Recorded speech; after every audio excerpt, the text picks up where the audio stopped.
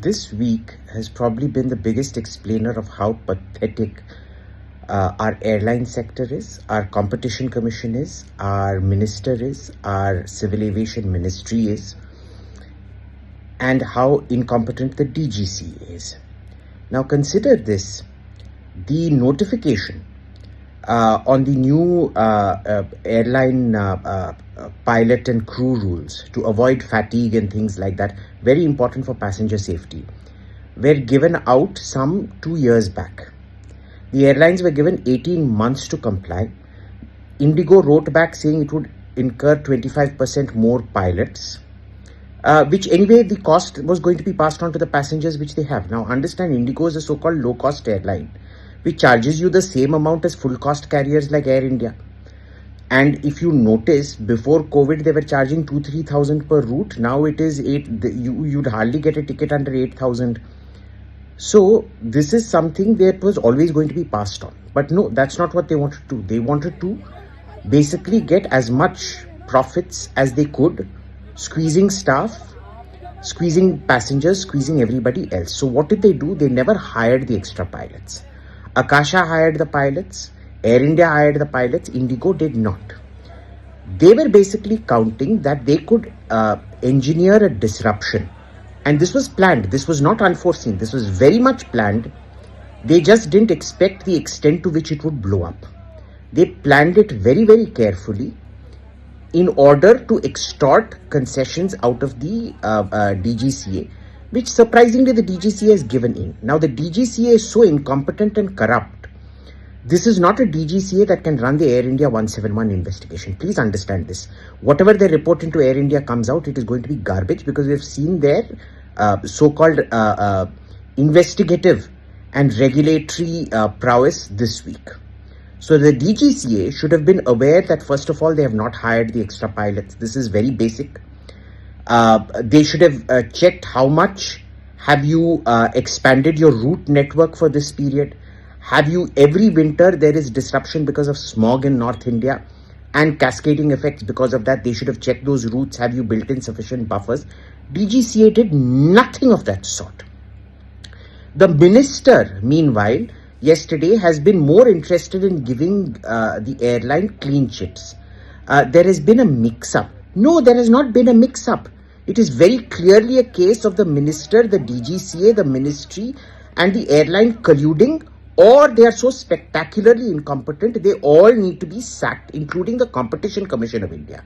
Now, remember, there was a law called the Monopoly and Restrictive Practices Act, MRTP, which was then replaced by the Competition Act of 2002, which said you can have a dominant position in the market.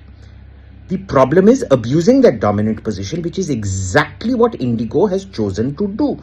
They did this very specifically to extort the DGCA to pull back the new crew rest rules. What were those crew rest rules? First, there was the night rule, and then there was a crew rest rule. The night rule was that you can't fly too many flights that land between 1 a.m. in the morning to 5 p.m. To 5 a.m. And they changed that from 1 to 6. So just a 1 hour increase. Even that was too much for these guys. The crew rest rule was that in 168 hours of flying, which is to say 7 into 24, so 7 days a week into 24 hours, 168 hours, all crew, including the flight crew, needed 36 hours of rest, continuous rest. That was changed to 48 hours. Even that they could not budget for. And imagine the kind of price cutting if they can't budget for 48 hours of continuous rest for crew. 2 days basically, 2 full days of rest. Even that they are not willing to give crew. So the DGCA is basically playing hopscotch with our safety. The airline is very clearly not concerned about safety at all. They are only concerned about profits. So what has happened today is the passenger has lost. We're talking about refunds. I'm sorry, refunds aren't enough. You have to have provided accommodation. You need to provide the cost of the alternative travel arrangements. You need to provide the cost of food and the cost of accommodation that has been incurred by all these passengers. Maybe flatten it out to 1 lakh per passenger, easy, given how much the prices have risen. And there needs to be exemplary punishment of the management of IndiGo. Because if what we're hearing from the Civil Aviation Ministry is right, these people have been fabricating figures and concocting figures, which is extremely dangerous in the airline industry. It is criminal. I'm waiting to see what action is taken. I suspect, given the minister's abysmal performance yesterday, no action will be taken. Nobody will be sent to jail, even though all of this is literally criminal. Passengers were held hostage. Fine, you have a shortage of pilots in the air. Why were you holding back people's baggage for 6 to 8 hours? You check it in. You know the plane isn't going to take off. You still check it in. You don't even give them back their baggage so that they can make alternate travel arrangements, or at least go even check into a hotel. No. You basically hold them up in the airport, held them hostage. You have to face the full force of criminal law, and I'm sorry to say this, the government is looking absolutely pathetic in all of this. You are looking like you colluded lock, stock and barrel. The Competition Commission of India, the Director General of Civil Aviation, the airline, the minister, the ministry, they're all coming off looking extremely pathetic, incompetent, or worse, corrupt. I don't know what the way forward is. Ultimately, this airline is not going to learn till all the executive salaries are capped to 10,000 rupees per person for the next 1 year. They cannot be allowed to profit. They cannot be allowed to take bonuses. They shouldn't even be able to afford rent. 10,000 rupees per month for the next 1 year.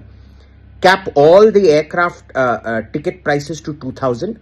Bar them from any increase in capacity for the next 1 year, till you put them in the red, and see to it that the problem with putting them in the red is the executives will still take home big pay packages, and they'll cut pilot salaries and cabin crew salaries, endangering the flying public. It needs to hurt management personally. It needs to hit the shareholders. It needs to hit the investors. Unless that is done, unless exemplary and extraordinary punishment is inflicted on this third-rate airline, they are not going to learn. And I suspect, listening to the minister and his staff and all his apologists yesterday, who were coming and saying, oh, there is a monitoring committee that's being set up. We saw his useless monitoring. He was sitting somewhere more concerned about how pressed and creased his shirt was, his kurta was, than he was with what was happening on the ground. By the afternoon, by around 2 p.m., he was saying, oh, accommodation will be provided, food will be provided, etc. Your own correspondents were there at the airport late at night. None of it had been provided. So his so-called monitoring is also a sham. I have never come across a more third-rate minister than this. Useless, incompetent minister, useless, incompetent ministry, useless, incompetent Competition Commission of India, third-rate, corrupt, compromised DGCA. We have absolutely no faith in their ability to carry out any kind of investigation, either here or into the Air India crash, because it will all be compromised. It will all be compromised. The entire sector is compromised. There is need for reforms now, lock, stock and barrel. There is need for criminal charges. There is need for a significant financial hit personally, individually, to every member of IndiGo management and to the shareholders, stockholders and the entire company. Till then, they are not going to learn, and it is going to become, if you do not take such action, other airlines will be encouraged, other service providers will be encouraged to behave like this.